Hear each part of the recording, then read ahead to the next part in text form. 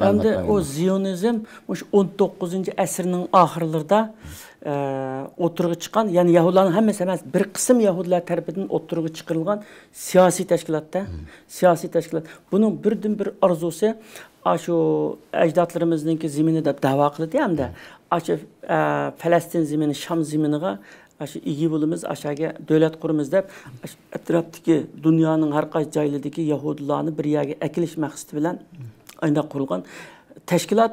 Ammo bu tashkilot shu qonunsiz, har xil ayna qonunsiz vosita tanlamay, hech qanday yerda vosita tanlamay, endi qonunsiz yo'llar bilan yo'lsiz ishlarni jiq qilganliganda buning qurg'uvchisi uning mafiya, uning shug'ullanug'liq, uning qurg'uvchisi shu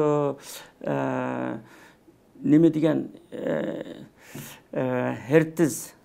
Hertiz degan odamda bu asli nimalik bu yozuvchi mundaq jurnalist ekan bu. Shuni boshqalab shuni qurdi. Qurishdagi maqsad shu nimada Falastinda, bular Shamda bir Yahudilarga bir davlat qurish. Dunyoning hamma yerida sarson bo'lib ketgan Yahudilarni qaysi yo qo'rqitish bilan yoki har xil vositalar bilan aşağıya akilishni maqsad qilib ayna qo'yilgan. Ammo Sohyon degan gapni hatto shu nima shu diniy nimadan olimizda buni asli diniy tashkilot emas, diniy narsa emas bu. Şunu dini isimden elip başka Yahudilarning ko'nglidan shunga qayil qilamiz deb Sohyon degan gapni ishlatibdi. Sohyon degan aşağıdaki Falastindagi bir tog'ning ismi ekan. Ammo Yahudilar o'zi deydi Sohyon degan Urushilim, Baytul Muqaddas degan gap deb ayda deb nim qildi. Hamda shu arabchada Sohyoniya deydi ayna, inglizchada Zionizm deydi ekan. Bularning maqsadi aşağıda shu davlat qurmoqchi bo'lib şu kurulgan hamda. Onunkin yani bununki maqsadi onun bilan to'xtab qolmaydi hamda. Onunki Nildan Furatgacha deyotgan bir planı cho'ng xaritasimi bor hamda. Şu hozir şu Falastinninki Yahudining oldini to'sab turganligi endi islom dunyosini birdan bir saqlab qo'g'dab turyapti. Ammo nurg'un musulmonlar buni tushunmayotdi. Ani pidokorlik qilib jinni tikib birib musulmonni qo'g'dayotganligini bular tushunmayotdi.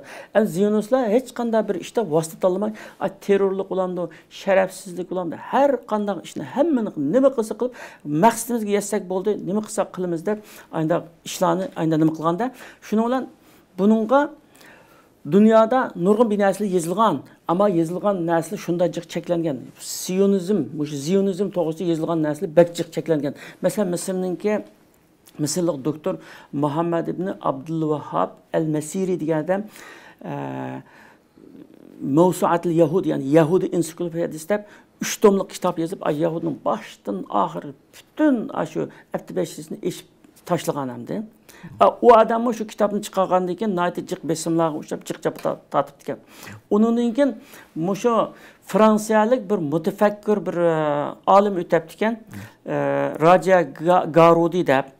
Bu adam 82 yıl 1982 yıl Aljeriyada Fransiya burun mustamlik qilib olgan ya o'ynayni. 82 yıl Aljeriya xalqi mustaqillik urushi qilib chiqqan vaqtida Fransiyada shu musulmonlarning qo'liga asirga tushib qolgan bu odam. Asli fransiyalik, asli musulmon emas, burun tushib qoldi ekan. Tushib qolish jarayonida bu musulmonlarning yaxshi muomalasi, musulmonlarning axloqining ta'siri shu chog'da musulmon bo'lgan. Musulmon bo'lib, bo'lganda yaxshi musulmon bo'ldi. Keyin bu odam bir kitob yozdi Yahudilar to'g'risida hamda. Yahudilarniki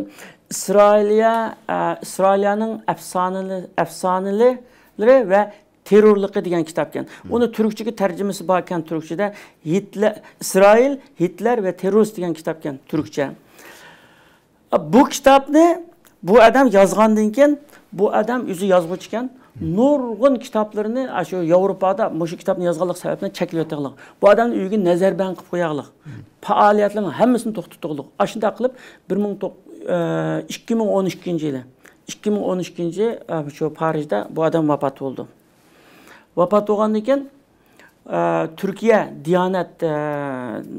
Diyanet İşleri Ministerligi bu adamning burunni tatib musulmon muda ekanligini bilgandan keyin shunga aşağıdaki Fransiyadagi Türkiye baş ministri baş elchisiga xabar qilib, shu oilasiga berib bir Fatiha o'qib, bunda ziyorat qilinglar deb bir ishlarni buyurgan, uyga berib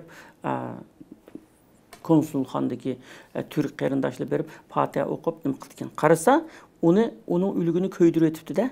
Nimişki bu Müslümanның ülgü deganni köydemeydi, nimişki köydürüp attыңlar dese, yüzünün şunda vesiyeti battı, dep kaptı Mes'ullah. Hem de onu bilgili olmaydı. Nimiş için şunda köydürüp attı. Ama şu Müslüman adamken. Muş adamnınki muşu kitipini, aşı kitipini, Macaristan'da, Vingiriyada bir adam Vingir tiliga tercüm kılıp besiptiken, baskandiken bu adamni turmag'alig'lik. Aşını baskan neşriyatının modelini bildi turmag'alig'lik. Demek bu nimeler? Ziyonistlar bütün pulu bilen, yiligerligi bilen, küçü bilen aşı üzerindeki vahşilikini sırtqı çıkarışını tusudu. Ayna kitap neşr qilishini tusudu. Aşındaki vahşiliklerini sözleşini tusudu. Ayna qilib üzüne dunyoga chiroyli ko'z, üzüne ham de Hitler bizni manchi million adamimizni o'ltirib atgan, biz sarson bo'lib ketgan, munda chapit atgan.